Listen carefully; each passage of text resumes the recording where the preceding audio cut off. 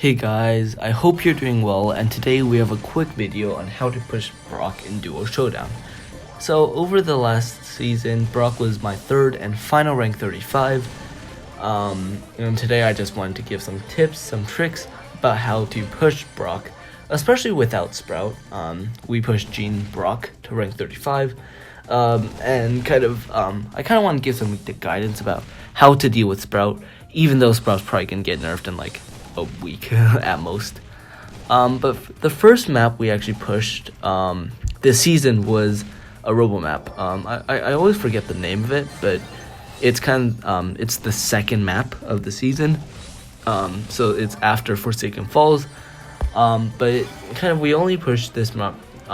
It's not really good. If you're like at 1200, you shouldn't be pushing on robo maps.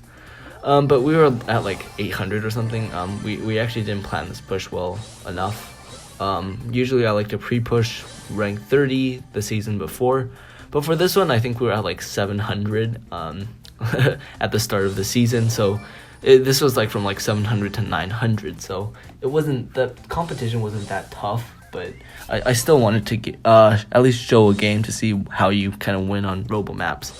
So usually I like to use rocket number 4 because it synergizes with gene pull really well, because you can like spam kind of 4 times really fast, and because it's like when gene's pulling, the enemy is basically stunned, so it's like as gene's pulling, if you can spam 4 auto aim shots really fast, then you can basically win the game. But here what you're supposed to do is Gene or Brock's supposed to tank, and then you fire 3 shots in order to kind of allow the incendiary to get enough damage in, and that can kill the boss relatively fast, but you can still get kind of countered if there's like a Sprout or someone. So here was a really good match. You saw my use of the Gadget was pretty good there. I dodged the Nita Gadget, so you kind of, in those circumstances, I really had to predict it. It's like I felt like it was all feeling, so I can't really say realistically how to like think in that situation, but you should have that feeling if you've been playing Nita or with or against Anita. You should have that feeling of when they're going to ult, and if you can time it right, Brock's Gadget can be used pretty effectively against Anita, but a millisecond too late and you're dead. That's the truth.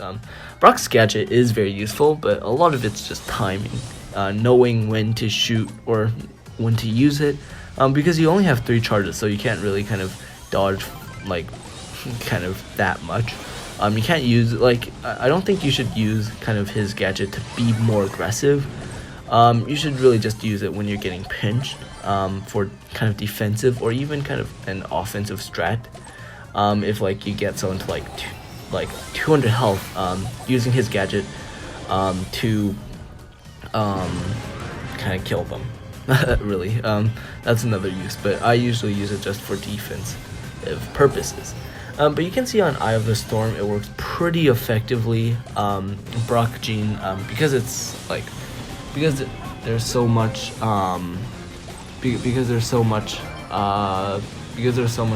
area, especially with Meteor. Late game, it's literally a flat map where there's no walls, if you have a ranged comp for that kind of map, it makes it a little bit easier. So here we have another game of Eye of the Storm. This time we're hunting more in the grass, or we're checking a little bit more in the grass. And the way you want to check in the grass is Gene has to do a lot of the work, because Gene's shots spread out. Gene can be really used pretty effectively to scout out a lot of the area. But one thing with your Gene is you have to tell him to not be too aggressive. Although sacrificing for an ult is worth it. He shouldn't be doing that that much. Putting your, I guess, Brock's health at risk, putting your team at risk is something that they shouldn't be doing. They should be playing passive enough, but also obviously aggressive enough to get their ult fast. Here we have we're getting pinched by that Tara ult. There's not really much Jean can do in that situation. Like Brock, like for that kind of situation, I didn't really need to predict them. Obviously, I kind of knew they were gonna do that, but it's just slow enough in that you can usually ult or gadget. A lot of the times I say ult, I mean gadget, but you can gadget fast enough to dodge the Tara ult, and that's also why if you're a Tara, you don't kind of ult at Brock's. And kind of there, although kind of this was after Jean's Gadget got nerfed to 2, I still think that was definitely worth it, because kind of you really should be using Jean's Gadget to kind of get out of pinches, and that Shelly was just being really annoying. And kind of there, you also saw a pretty okay use of Brock's ult. You shouldn't just use it out of nowhere, you should use it to kill people, like to finish people off, and also make sure you use it like in a kind of when they basically have nowhere to run, because it's usually pretty easy to dodge Brock's Gadget if they just use it out of nowhere. But also you saw with that crow, I hit 2 really fast shots, and that's something kind of I've kind of learned to do, where it's like I don't usually just hit 1 shot and wait, or it's like I do sometimes, but kind of most of the times I like to, especially if I know I can get them down, I usually like to hit like 3 shots consecutively at them. I don't really, if I can get them down, I try to shoot 2 really fast shots at them and hope they both hit and they're down.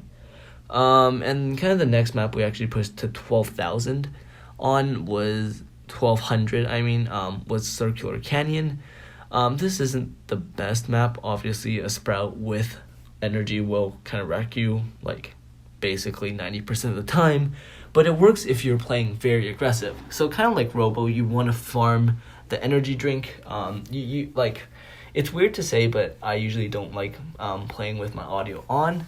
But for kind of energy and Robo maps, I like to have them on just so I know when they spawn.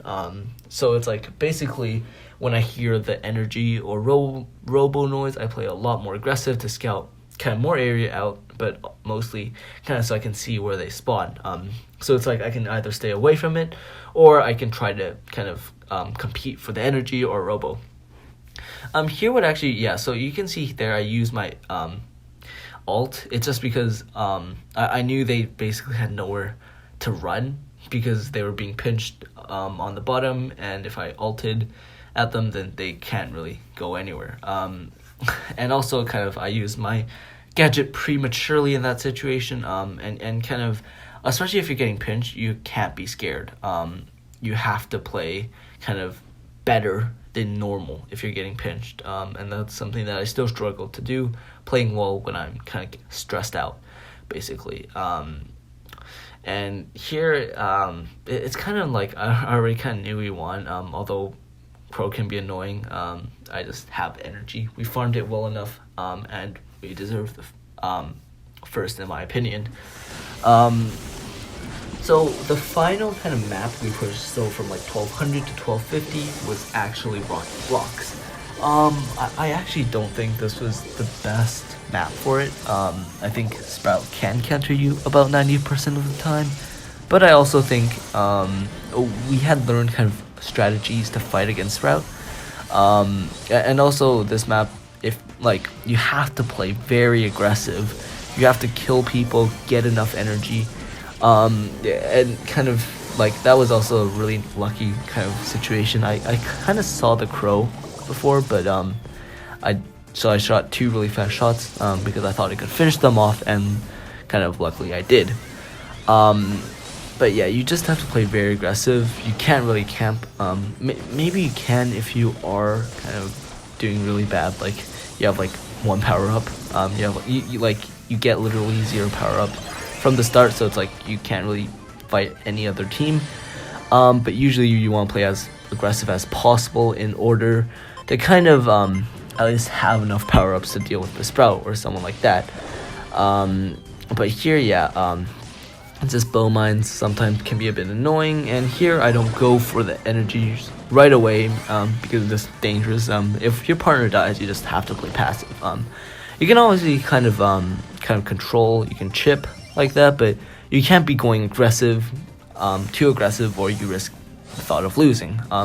No matter how confident you are in your abilities, just always think that your opponent's as good as you, and they can kind of pinch you and kill you. Like, don't go too aggro in certain situations. Here was a pretty kind of lucky clip. My ult was pretty well timed. I kind of predicted he would go up, and he did. And my Gene's playing pretty well. He went a bit passive, and we were able to pull. He was able to pull, and just through auto aim on that Shelly, we were able to kill him, and our final Brock shot on his ult was able to finish the game. And here, so we do have middle spawn. I do mention I really hate middle spawn because you can get pinched from both sides really easily. But first, like, I think with Sprout, it's kind of hard because you don't really have any escape routes. But if you're playing Brock, like, I could hop across kind of the left wall, and I could kind of get away, so it's a little bit easier to run away in a lot of situations. And there you saw another kind of triple burst. I usually don't like to kind of... I noticed that's kind of a problem where it's like people shoot and then wait for it to see if they hit or not, and then shoot another one, but I like to kind of just spam kind of 3 shots almost. And here, because Gene's ult is a really good psychological effect. A lot of the times if there's a Sprout on the enemy, they would kind of just run away, because especially if they see like a Brock with rocket number 4, you can tell it's rocket number 4 if they show the star power skull symbol and their shots don't kind of emit like a fire from it. But if they see that, they usually kind of run away because they know obviously if they get pulled, they're gonna die. Like, not a lot of, like, I don't even think Frank with Sponge most of the times can survive. It's just we do too much damage if Gene does get pulled. But here we were camping a little bit. I know I said you want to be aggressive, but here it was a little bit different in that we already we already got like 7 power-ups. We knew no team could really do anything about it. And we just won. But this game was actually a bit I actually made a mistake here. If the Gene had pulled, we would have gotten second, and if Ocean had gone with me to kill the bottom team, then we might have even gotten third. So it was, I definitely misplayed that. I went for the wrong team. I should have finished off the top team first, so we would get at least a guaranteed second before going for the bottom team, because if the Gene got the pull off, I would have died and Ocean would have had a hard time. But here so you can see, although that team was closer to the side boxes, they did make a mistake by going 2 up, and we were able to capitalize on their mistake by getting these 2 boxes. So now you can see, although we did have 1 power up before, now we have 3, and Ocean also carried there, and now we have 5. So we're definitely in the game. We can play a lot more aggressive, and it just, our chances of winning just increased exponentially. And here, we're just we usually just go for 1 team. If there's 2 teams near us, we go for 1 team, and we try to push them to another team. So it's like the other team has to fight the team we were chasing, and then after they waste their shots, and if they have their ults on them, then we kill the other team. So it's like a well-oiled, well-oiled plan, in that we can go from 1 team to another team.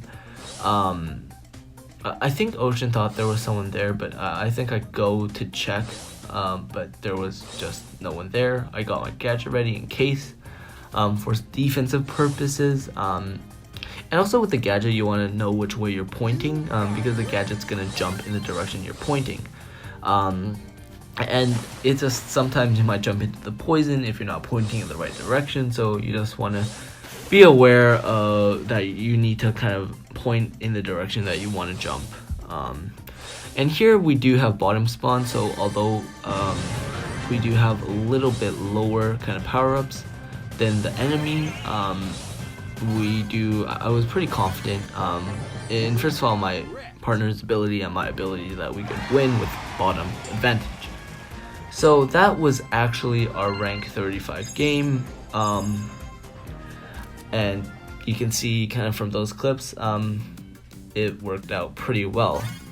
So thank you so much for watching my video today, and I hope you kind of, if you are pushing Brock in the future, I wish you luck if you are pushing Brock in the future.